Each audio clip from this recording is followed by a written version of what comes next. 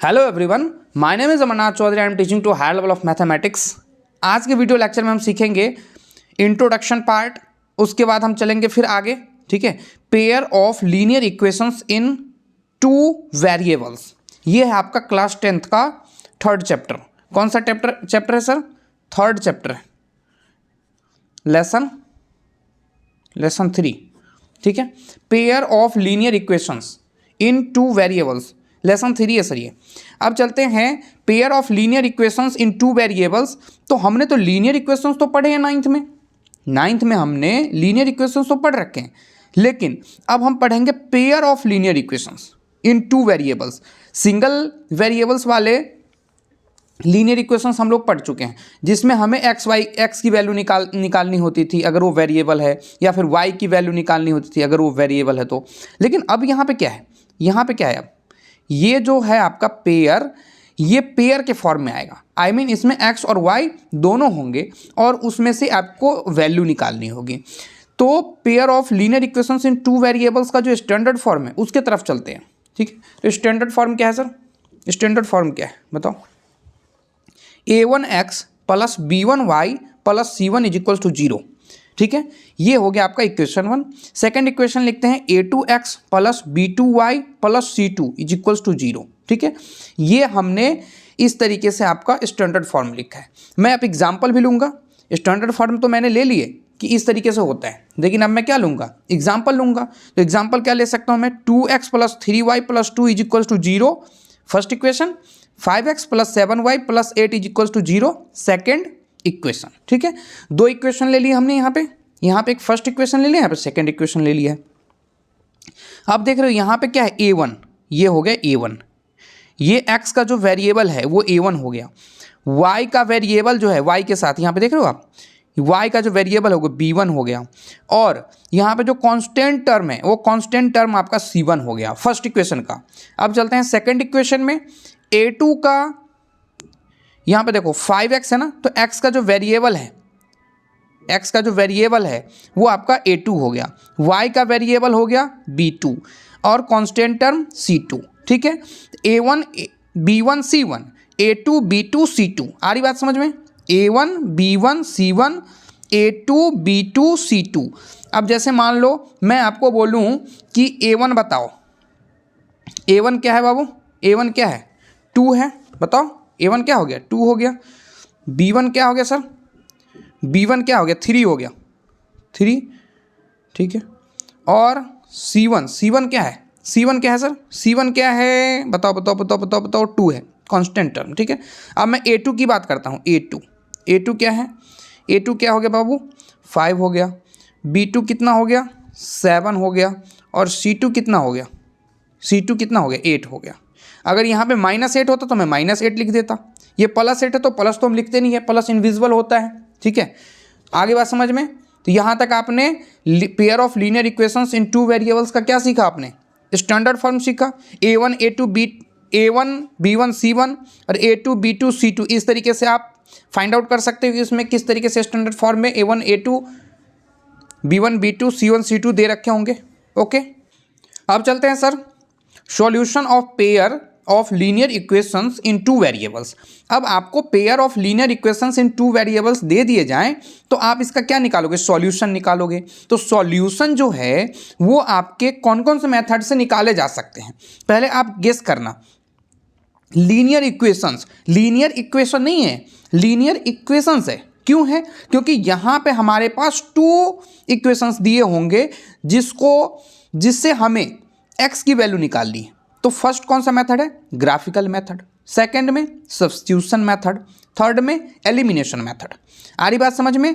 First वो method है जो 3.1 है, वो ग्राफिकल मेथड के ऊपर है। 3.2 जो है एक्सरसाइज 3.2 वो सब्स्टिट्यूशन मेथड के ऊपर रिलेटेड है।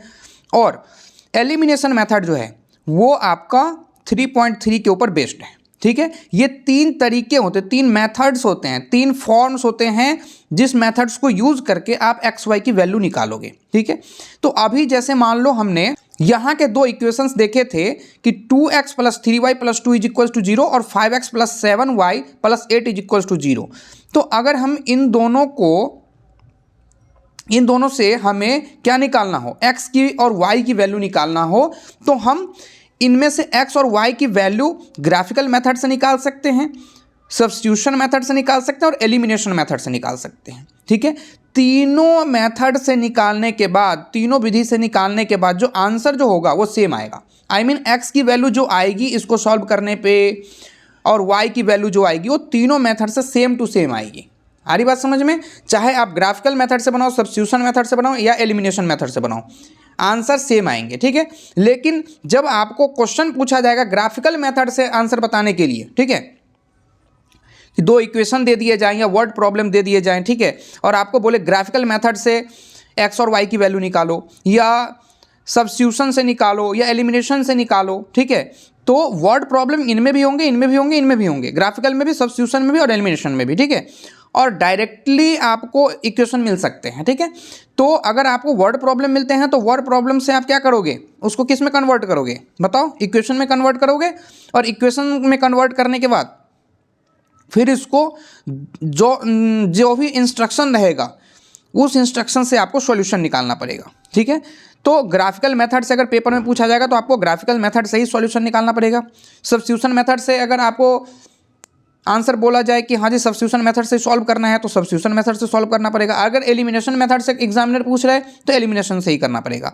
आप अभी जैसे मान लो आपको एलिमिनेशन से पूछ दिया और आपने सब्स्टिट्यूशन मेथड से आपको सॉल्यूशन निकाल दिया, तो आपको नंबर मिलेगा 0/सन्नाटा, मतलब कुछ भी नंबर नहीं मिलेगा। क्यों मिलेगा? आपको नंबर देगा कौन? अगर ऐसा आप करते हो तो आपको नंबर देगा कौन? ठीक है, इसलिए इस चीज़ों का ध्यान रखना होगा आपको कि एलिमिनेशन मेथड, सब्स्टिट्यूशन मेथड और ग्राफिकल मेथड की जो मास्टरी है वो थर्ड चैप्टर में बिल्कुल और बिल्कुल बढ़िया से कर लेनी पड़ेगी आपको, तभी जाके आप लीनियर इक्वेशंस इन 2 वेरिएबल्स का जो है आप हैंडसम बंदा बन पाओगे। ठीक है, तो इसलिए मैं चलता हूँ नेक्स्ट पेज पे।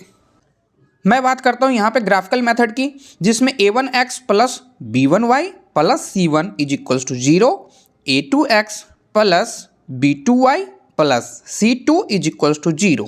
इस तरीके का हमारा कोई भी दो इक्वेशन होगा, ये हमारा स्टैंडर्ड फॉर्म है। ठीक है, अब मैं ग्राफिकल रिप्रेजेंटेशन की बात करता हूँ। मैं किसकी बात करता हूँ सर? यहाँ पे ग्राफिकल रिप्रेजेंटेशन की, कि किस तरीके से हमारा ग्राफिकल रिप्रेजेंटेशन होगा किसी भी इक्वेशन का। तो उसमें हमने कुछ आइडेंटिटी लिखे हैं और आइडेंटिटी के बाद हम उसकी पहचान करेंगे कि किस तरीके से वो इंटरसेक्ट करेगा, कोइंसिडेंट लाइंस होंगे या फिर पैरेलल लाइंस होंगे। ठीक है, सॉल्यूशन होगा, एक सॉल्यूशन होगा, दो सॉल्यूशन होगा, कितना होगा, नहीं होगा, क्या करेगा, नहीं करेगा, ये है ना। तो इसका फ्यूचर नापेंगे। अभी यहाँ पे देखते हैं हम क्या है बाबू, a1 upon a2 not equals to b1 upon b2। ये देख रहे हो आप, a1 क्या होगा, x का वेरिएबल, y का वेरिएबल क्या होगा, b1, और कांस्टेंट टर्म c1 होगा फर्स्ट इक्वेशन में। किस में? फर्स्ट इक्वेशन में। सेकेंड इक्वेशन में x का वेरिएबल a2, y का वेरिएबल v2 और कांस्टेंट टर्म c2 होगा। ठीक है, a1 upon a2 not equals to b1 upon b2 हो तो इंटरसेक्टिंग लाइंस होंगे। ध्यान रख लेना बाबू, बहुत ही इंपॉर्टेंट है। 3.1, 3.2 और 3.3 तीनों में हेल्प करेगा आपको। ये जो इतना जो है, बस इतना जो इतना सा है बाबू, ये आपको ग्राफिकल रिप्रेजेंटेशन जो है 3.1, 3.2 और 3.3 तीनों चैप्टर में हेल्प करेंगे। तो मैं आपको बता रहा हूँ, first a1 upon a2 not equals to b1 upon b2। अगर ऐसा है तो ये लाइन इंटरसेक्टिंग लाइंस होंगे, जिसका अगर आप ग्राफ बनाओगे तो ये इंटरसेक्टिंग लाइंस होंगे। ठीक है, मैं उसका बताऊंगा। तो उसके सॉल्यूशन कितने होंगे? 1 सॉल्यूशन होंगे, केवल और केवल 1 सॉल्यूशन होंगे। जैसे यहाँ पे मैंने इंटरसेक्टिंग लाइन बनाया कि फॉर एग्जांपल कोई भी कार्टेशियन प्लेन है, कोई भी कार्टेशियन प्लेन पे आप इनकी x और y की वैल्यूज को पुट करते हो तो किस तरीके से हमारा लाइन इंटरसेक्ट करेगा, इस पर हम क्वेश्चन भी सॉल्व करेंगे। यहाँ पे हमने ब्रीफली में बताने की कोशिश करी है कि इंटरसेक्टिंग लाइन कैसे होते हैं। तो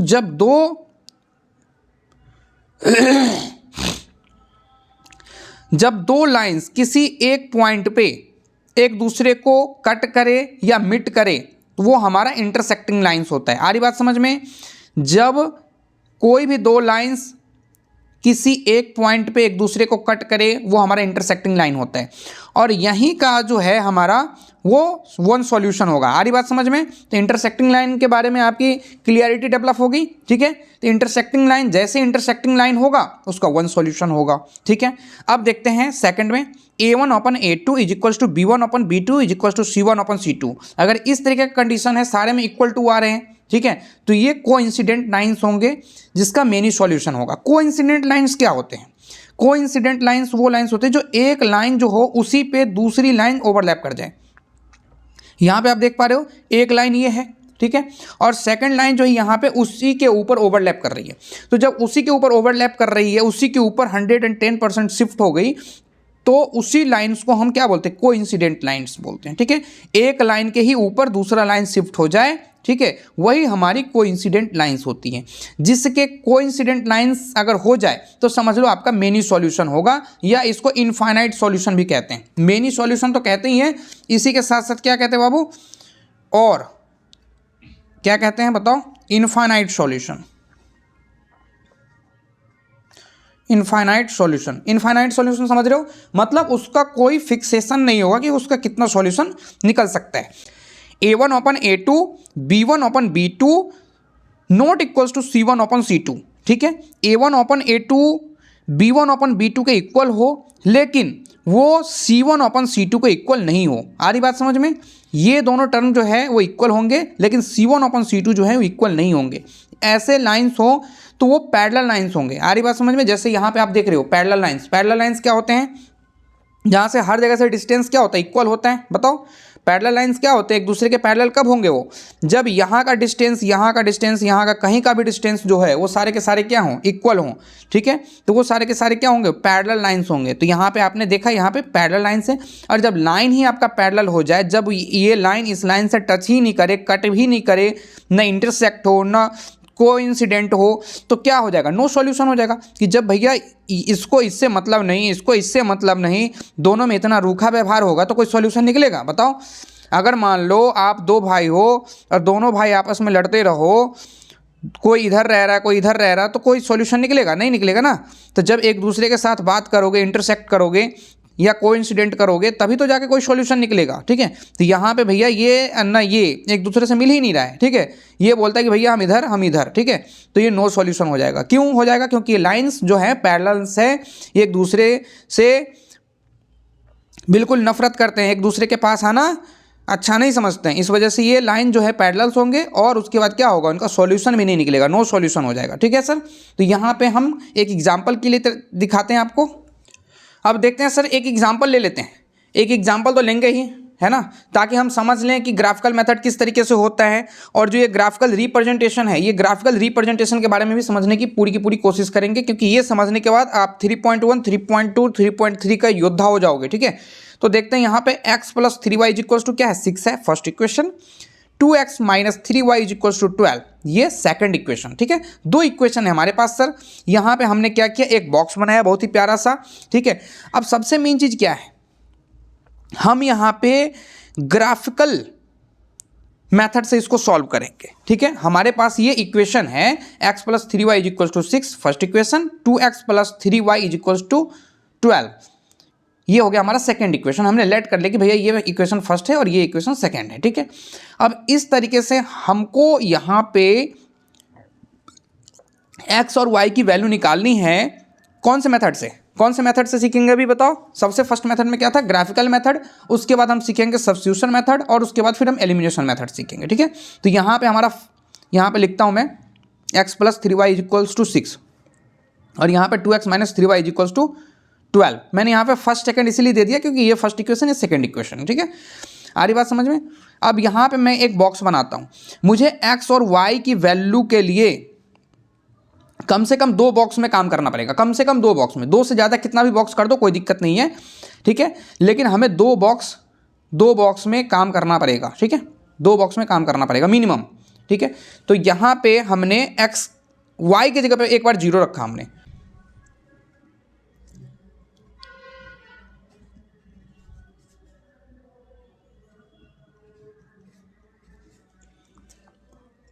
यहाँ पे आप देख पा रहे हो x plus 3y equals to 6 है, जो कि हमारा ये वाला इक्वेशन है, ठीक है।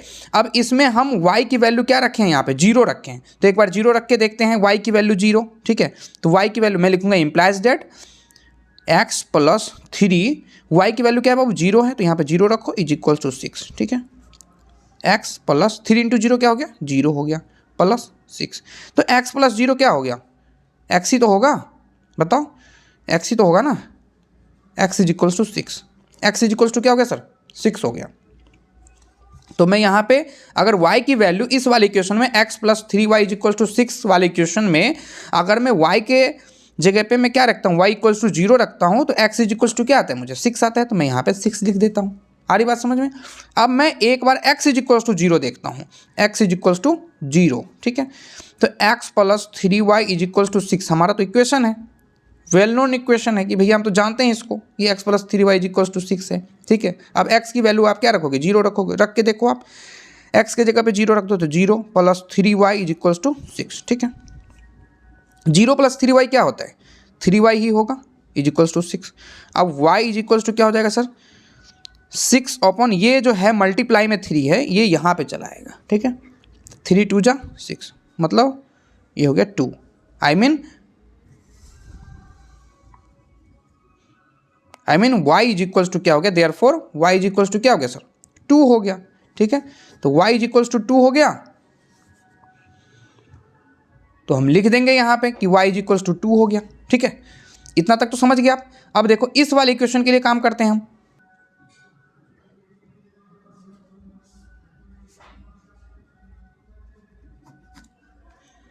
अब देखो सेकंड इक्वेशन क्या है, 2x minus 3y is equals to 12।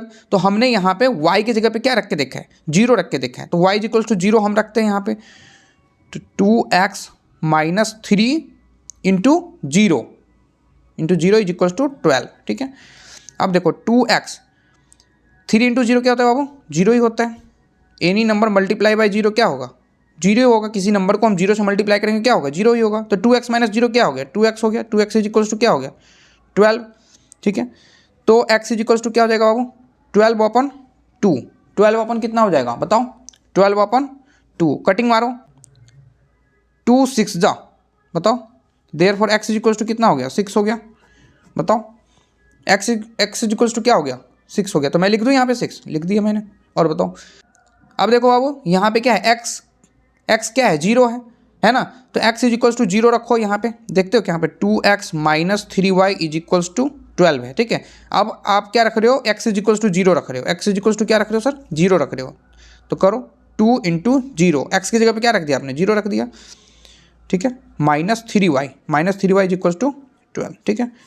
अब देखो 2x, तो 2 इंटू 0 ही हो गया, minus 3y is equals to क्या हो गया, 12, ठीक है। अब 0 माइनस 3y, तो 0 माइनस 3y क्या हो गया बताओ, minus 3y is equals to 12। तो y इज इक्वल्स टू क्या हो जाएगा बाबू, 12 अपॉन माइनस 3 कितना हो जाएगा, -4 हो जाएगा ना, बताओ। 3 4 जा और माइनस लग गया यहाँ पे। तो therefore y is equals to क्या हो गया बाबू, -4 हो गया, बताओ। y इज इक्वल्स टू क्या हो गया सर, -4। यहाँ पे हमने -4 लिख दिया, ठीक है। यहाँ पे आपने क्या सीखा, अगर x की वैल्यू हम 6 पुट करते हैं तो 0 आता है, और x की वैल्यू 0 पुट करते हैं तो 2 आता है। यहाँ पे इस वाले इक्वेशन सेकंड इक्वेशन में अगर हम x की वैल्यू 6 रखते हैं तो 0 आता है y की वैल्यू, और x की वैल्यू अगर 0 रख देते हैं तो y की वैल्यू -4 आ जाती है। जब इस तरीके से आपने बाबू इस चीज़ को बना लिया आपने, ये बॉक्स आपका फिटेड है, ठीक है। अब ये तो हमने बैग तैयार कर लिया, कि भैया हमको बाहर जाना है, ठीक है। तो ये कहाँ पर जाना है हमको, यहाँ पे भी एक दोस्त है, यहाँ पे भी एक दोस्त है, दोनों ने अपना अपना बैग पैक कर लिया है। अब जब दोनों बैग पैक कर रहे हैं तो कहाँ पे घूमने जा रहे हैं, ये कार्टेशियन प्लेन नाम का कोई गार्डन है, ये देख पा रहे हो आप, ये कार्टेशियन प्लेन है। ये जो है हमारा सर, ये हमारा कार्टेशियन प्लेन है। कैसे बनाते हैं हम कार्टेशियन प्लेन, यहाँ पे x होता है, यहाँ पे x डैश होता है, ये y होता है, ये y डैश होता है। लगभग हम सेम लेंथ पे यहाँ पे हमने करके रखा है, देखो आप 1 2 3 4 5 6 7 8, ठीक है। इस तरीके से ये चलता जाएगा, -1 -2 -3 -4 -5, ठीक है। ये 1 2 3 4 5 6 7 है, ये -1 -2 -3 मोर, इस तरीके से हम चल रहे हैं यहाँ पे, ठीक है। तो बाबू हम इक्वेशन में क्या देख रहे हैं कि x की वैल्यू हमारा 6 है, अब हम इसको क्या करेंगे, इस वाले पार्ट को और इस वाले पार्ट को जो हमने वैल्यूज़ को निकाल रखे हैं उसको हम इस वाले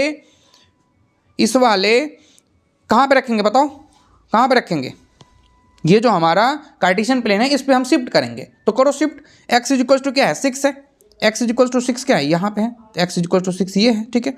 और y इज इक्वल टू 0, तो y तो 0 तो इसी पे शिफ्ट हो रही है ना, इसी पे तो शिफ्ट हो रही है बिल्कुल, x एक्सेस पे तो शिफ्ट हो रही है y की 0, ठीक है। तो ये हमारा हो गया यहाँ पे ये वाला।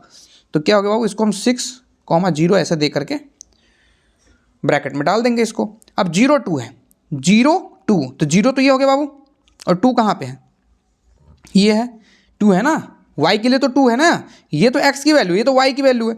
तो अब 0 क्या हो गया, ये हो गया, बताओ ये 0 हो गया, और उसके बाद 2 बढ़ेंगे यहाँ पे। तो यहाँ पे हम क्या लिख देंगे बाबू, 0 0, 2, ठीक है। ओके, अब इतना करके हम क्या कर देंगे, लाइन खींचेंगे इस पे। ये काम तो आप पेंसिल से करोगे, ग्राफ पेपर मिलेगा आपको करने के लिए, ठीक है।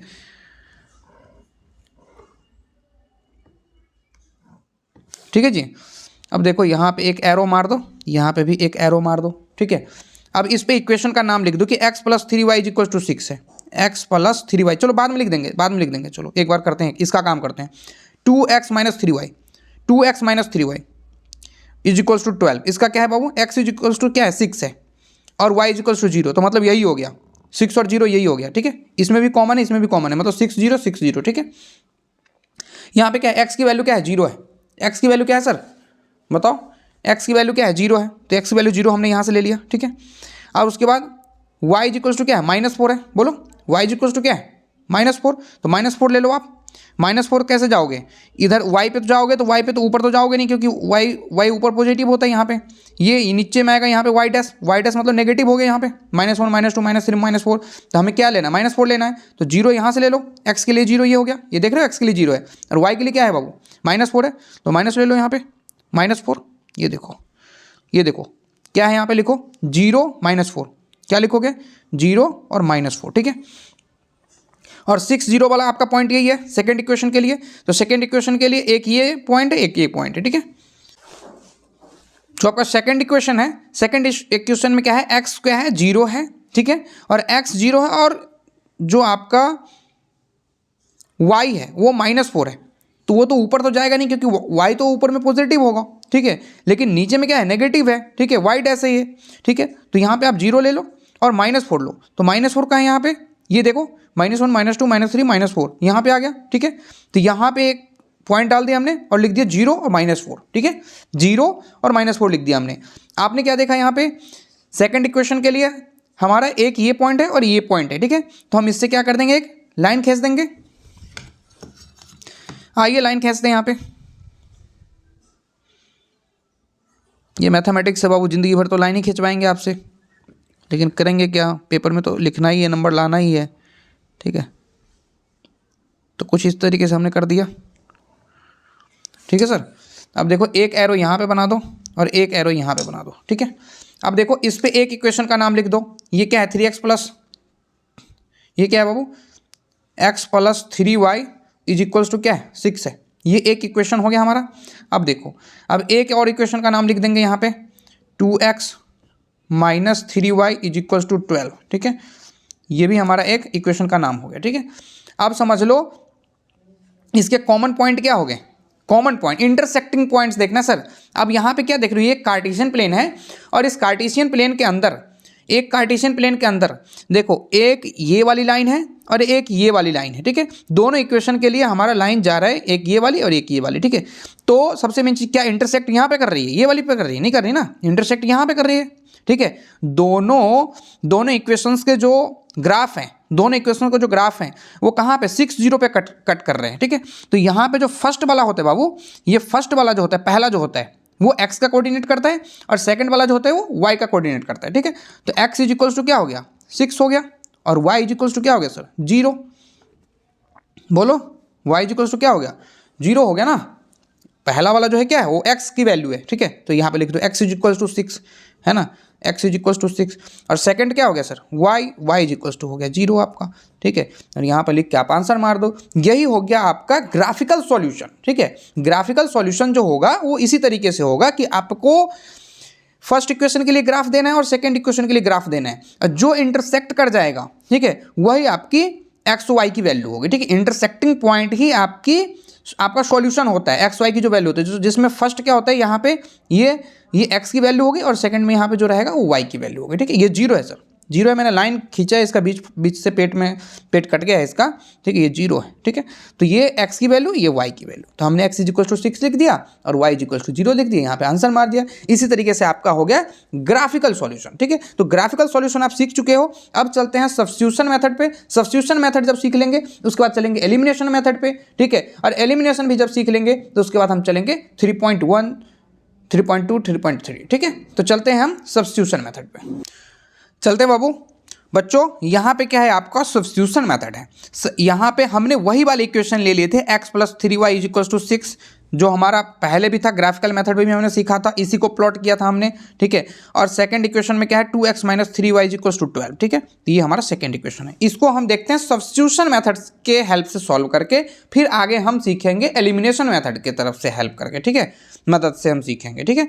तो अभी हम चलते हैं सब्स्टिट्यूशन मेथड। तो सब्स्टिट्यूशन मेथड में देखो, इन दोनों में ना न्यूमेरिकली थोड़ा सा ईजी कौन सा लग रहा है, देखो x plus 3y is equals to 6 जो है वो थोड़ा न्यूमेरिकली इजी लग रहा है, तो उसको एक बार यहाँ पे आप बहुत ही प्यारे अक्षरों में लिख लो। यहाँ पे मैं लिख देता हूँ सॉल्यूशन, ठीक है, क्योंकि हम सॉल्व कर रहे हैं ना, अब एक्स वाई की वैल्यू निकाल रहे हैं। तो x plus 3y is equals to 6, एक इक्वेशन ले लिया हमने, ठीक है। अब देखो क्या करेंगे, लेने के लिए आप ये भी ले सकते थे, ठीक है, लेकिन हमें क्या करना है कि मैथ्स के अंदर हमें कैलकुलेशन को ज़्यादा कॉम्प्लिकेटिव नहीं करना है, उसको नॉर्मली तरीके से हमें बनाना है, ताकि हमें आंसर भी सही प्राप्त हो जाए। और सेकंड में क्या होगी, ज़्यादा हमें कैलकुलेशन के अंदर, डिफ़िकल्ट कैलकुलेशन के अंदर फंसना ना पड़े। इसलिए हमने कोई सा एक इजी इक्वेशन कर लिया जिसमें नंबर्स जो हैं वो छोटे मात्रा में, ठीक है। यहाँ पे जैसे 12 है, यहाँ पे एक 2 है, तो इस तरीके से इसका जो कैलकुलेशन होगा वो थोड़ा सा डिफिकल्ट आएगा जब हम इसको ब्रेक करेंगे तब, ठीक है। तो इसलिए मैंने ये वाला इक्वेशन उठा के यहाँ पे पटक दिया कि x plus 3y is equal to 6 है, ठीक है। अब इससे आप सब्स्टिट्यूट करो x की वैल्यू, ठीक है। तो x की वैल्यू कैसे करोगे, x इज इक्वल टू क्या हो जाएगा, 6 तो है ही यहाँ पे, प्लस 3y है, तो प्लस 3y को आप इक्वल टू के इस साइड भेजोगे तो क्या हो जाएगा, माइनस 3y हो जाएगा। इसको हमने मान लिया थर्ड इक्वेशन, ठीक है। यहाँ पे क्या हो गया बाबू, मैं देयरफॉर दे सकता हूँ x इज इक्वल टू क्या हो गया, 6 माइनस 3y। आ रही बात समझ में, x is equal to x की वैल्यू निकाल लो, ठीक है, या y की वैल्यू निकाल लो। तो हमने क्या निकाल लिया, x की वैल्यू निकाल लिया, ठीक है। तो x इज इक्वल टू हमने क्या लिख दिया यहाँ पे, 6 माइनस 6 माइनस 3y, क्यों, क्योंकि ये प्लस 3y है। प्लस 3y जब इधर साइड जाएगा इक्वल टू के इस साइड, तो क्या हो जाएगा, माइनस 3y हो जाएगा, ठीक है। आ रही बात समझ में। तो इस तरीके से हमने x की वैल्यू निकाल ली। तो अब मैं लिखूंगा, नहीं, थर्ड इक्वेशन, ठीक है, ये इसको हमने थर्ड इक्वेशन मान ली, ठीक है। अब मैं क्या लिखूंगा, substitute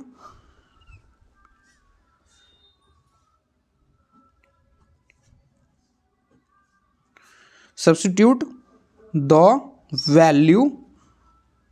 value of x in equation second, क्योंकि आपने यहाँ पे फर्स्ट इक्वेशन को ब्रेक किया है ना, आपने कौन सी इक्वेशन से x की वैल्यू निकाली है, फर्स्ट इक्वेशन से। तो आप फर्स्ट इक्वेशन से अगर x की वैल्यू निकाले हैं तो उसको सेकंड इक्वेशन में पुट करो आप, ठीक है। तो दोस्तों आपने क्या देखा, मैंने यहाँ पे लिख दिया substitute the value of x in equation second, ठीक है। अब हम यहाँ पे क्या देखेंगे कि हमने कौन सी इक्वेशन को ब्रेक किया था, फर्स्ट इक्वेशन को ब्रेक किया था। तो फर्स्ट इक्वेशन को ब्रेक किया था तो x की वैल्यू हम सेकंड इक्वेशन में पुट करेंगे, ठीक है। अगर हम सेकंड इक्वेशन से x की वैल्यू निकाले होते तो उसको हम फर्स्ट इक्वेशन में पुट करते, ठीक है। तो हम क्या देख रहे हैं यहाँ पे, सेकंड इक्वेशन क्या है बाबू हमारा, 2x minus 3y, 2x minus 3y is equals to 12, ठीक है। अब ये जो हमारा 2x minus 3y is equals to 12 है, इसमें x की वैल्यू क्या है बताओ, 6 माइनस 3y। तो देखो यहाँ पे 2x की वैल्यू पुट करो, x की वैल्यू पुट करो 6 माइनस 3y, 6 माइनस 3y, और माइनस में 3y तो है ही ऑलरेडी, इज इक्वल्स टू 12, ठीक है। अब देखो इसको मल्टीप्लाई कर दो, 6 2 जा क्या हो जाएगा 12, माइनस 3 2 जा 6, 6y minus 3y is equals to 12, ठीक है। अब देखो ये 12 जो है ये पॉजिटिव है, ये भी 12 पॉजिटिव है, ठीक है। तो इसको इस साइड भेजो, है ना, -6y - 3y is equals to 12, और यहाँ पे ये +12 को इधर भेजोगे तो क्या हो जाएगा, -12 हो जाएगा। तो 12 - 12 क्या हो गया सर, 0 हो गया, बताओ 0 हो गया ना। तो क्या लिखोगे यहाँ पे, -6y - 3y is equals to 0, ठीक है जी। अब यहाँ पे क्या देख रहे हो आप, -6y - 3y, तो क्या हो जाएगा, -9y। आ रही बात समझ में ना, क्योंकि ये 6 रुपये कर्जे में और 3 रुपये कर्जे में है, तो कर्जे में कितने रुपये हो गए, 9 रुपये कर्जे में हो गया, बताओ। क्योंकि माइनस मतलब क्या होता है, कर्जा होता है या उधार होते हैं, ठीक है।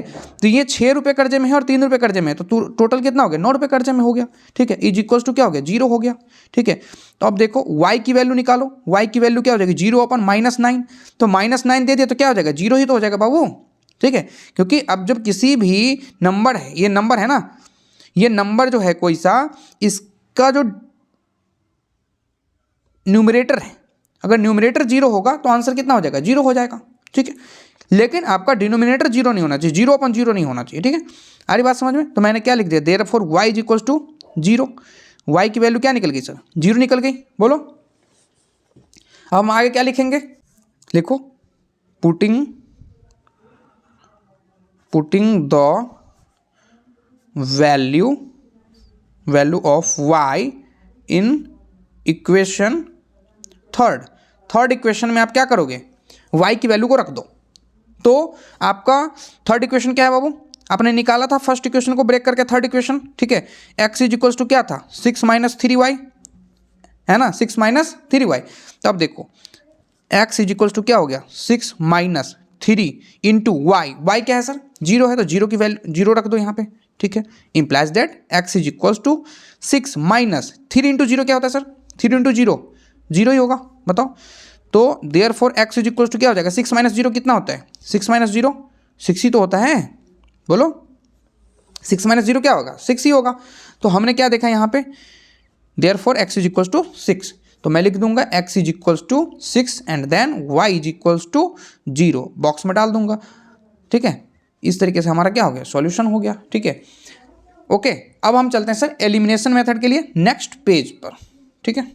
लास्ट मेथड के बारे में डिस्कस करते हैं यहाँ पे, एलिमिनेशन मेथड में हमने फिर से वही एग्जांपल लिया है, x + 3y is equals to 6 and 2x - 3y is equals to 12, जिसमें इसको हम फर्स्ट इक्वेशन मान लेंगे और यहाँ पे हम इसको सेकंड इक्वेशन मान लेंगे, ठीक है। अब इसको सॉल्व कैसे करेंगे, हमें इसको कुछ मल्टीप्लाई करके या फिर बिना मल्टीप्लाई किए हुए इन दोनों इक्वेशन को या तो प्लस करना है या तो माइनस करना है, ठीक है। या तो प्लस करो आप, ठीक है, या नहीं तो माइनस करो, ठीक है। इसमें से कोई सा भी वेरिएबल कटना चाहिए, प्लस माइनस करने से ना कोई सा वेरिएबल कटना चाहिए। अगर आपको मल्टीप्लाई करने के लिए बोला जाए तो मल्टीप्लाई भी कर सकते हो इक्वल करने के लिए, ठीक है। किसी को भी बैलेंस बनाने के लिए आपको या तो x काटने की कोशिश करो या तो y काटने की कोशिश करो। अगर आप x को काटते हो तो y की वैल्यू निकलेगी, अगर y को काटते हो तो x की वैल्यू निकलेगी, ठीक है। तो अब देखता हूँ मैं यहाँ पे +3y है, यहाँ पे -3y है, देख रहे हो आप, यहाँ पे क्या है सर, +3y है और यहाँ पे -3y है। अगर मैं इन दोनों इक्वेशन को प्लस करता हूँ, अगर इन दोनों इक्वेशन को मैं प्लस करता हूँ तो +3y और -3y क्या हो जाएगा, कैंसिल आउट हो जाएगा। क्यों, क्योंकि 3 रुपये जमा में है और 3 रुपये कर्जे में है, तो जाके उसको दे दोगे तो क्या हो गया, 0 हो गया ना। तो +3y और -3y क्या हो जाएगा, कैंसिल हो जाएगा, 0 हो जाएगा, ठीक है। तो हमें किसकी वैल्यू निकलेगी, x की वैल्यू निकलेगी, ठीक है। और x की वैल्यू को हम क्या करेंगे, इन दोनों में से किसी भी इक्वेशन में पुट कर देंगे तो हमें किसकी वैल्यू निकल जाएगी, y की वैल्यू निकल जाएगी, ठीक है। तो मैं क्या करता हूँ, लिखता हूँ यहाँ पे from equation first plus second, कि हमने दोनों इक्वेशन को क्या करना है, प्लस करना है। तो प्लस करते हैं, यहाँ पे देखते हैं x + 3y is equal to 6, ये हमारा फर्स्ट इक्वेशन है। और यहाँ पे सेकेंड इक्वेशन क्या है sir, 2x - 3y is equal to 12, ठीक है। अब देखो इनको क्या कर रहे हो सर, आप प्लस कर रहे हो, तो प्लस कर रहे हो तो क्या हो जाएगा, 3y और +3y और -3y क्या हो जाएगा, कैंसल आउट हो जाएगा, ठीक है। और x + 2x कितना होता है, 3x होता है, बताओ। और 6 + 12 कितना हो गया, क्योंकि यहाँ पे क्यों हुआ, क्योंकि ये तो 1x है ना, अगर कोई इसका कॉफिशिएंट नहीं है तो क्या है, 1 है, तो 1x + 2x कितना हो गया, 3x हो गया। और 6 + 12 कितना होता है, 6 + 12 कितना होता है बताओ? 6 + 12 जो होता है वो 18 होता है, ठीक है। अब देखो मैं लिखूंगा इम्प्लाइज दैट x = 18 और ये 3 जो है यहाँ पे वो आ जाएगा अपॉन में, ठीक है। अब देखो कट मारते हैं यहाँ पे, 3 के टेबल में 6 जो 18 जो है वो 6 से आता है, ठीक है, ठीक है। 3 6 × 18 तो 6 हो गया। देयरफॉर x = क्या लिखूंगा यहाँ पे? 6 लिख दूंगा। क्या लिख दूंगा सर? x = 6 लिख दिया मैंने, ठीक है। अब x की वैल्यू जो है वो x की वैल्यू को अगर हम इक्वेशन फर्स्ट में रख देंगे तो वो हमारा क्या हो जाएगा बताओ? y की वैल्यू निकल जाएगी। तो मैं लिखता हूं यहाँ पे putting the value of x in the equation first equation में आप इसकी वैल्यू पुट करोगे तो क्या देखते हैं सर हम? फर्स्ट इक्वेशन हमारा क्या है? x + 3y = 6 है। अब हम x की वैल्यू क्या रखते हैं? 6। तो देखो x की वैल्यू अगर मैं 6 रख दूं तो 6 प्लस में 3y = 6, क्योंकि x की जगह में क्या रख दिया मैंने? 6 रख दिया, ठीक है। अब देखो इम्प्लाइज दैट, अब देखो ये कांस्टेंट टर्म हो गया, ये भी कांस्टेंट टर्म है, तो यहाँ वाला जो कांस्टेंट टर्म है इसको लेफ्ट साइड में भेजो, नहीं राइट साइड में, ठीक है। तो 3y = क्या है? 6 है और इस +6 को यहाँ पे ले जाओगे तो -6 हो जाएगा, क्योंकि इसके लेफ्ट साइड में कोई साइन नहीं है तो क्या है? प्लस इनविजिबल है और प्लस जब मैं ले जाऊँगा तो यहाँ पे क्या हो जाएगा? माइनस हो जाएगा, ठीक है। तो मैं क्या देखता हूँ? 3y = क्या हो गया? 6 - 6, तो 6 - 6 क्या होता है सर? 0 तो ही तो होता है, ठीक है। तो अब देखो y = क्या हो गया? 0/3, ये क्योंकि मल्टीप्लाई में ना, इसको ले आओगे तो यहाँ पे डिवाइड में हो जाएगा और 0/3 क्या हो गया? 0 हो गया। तो मैं लिख दूंगा देयरफॉर y = 0, ठीक है। अब देखो y = 0 के तो मैं यहाँ पे लिख दूंगा ब्रैकेट में x = 6, x की वैल्यू क्या है सर? 6 है, तो x = 6 एंड y = 0। हमारा x और y की वैल्यू जो है वो निकल चुका है। इस तरीके से हमारा ये क्वेश्चन सॉल्व हो गया। अब हम मिलते हैं नेक्स्ट चैप्टर पे जिसका नाम है 3.1।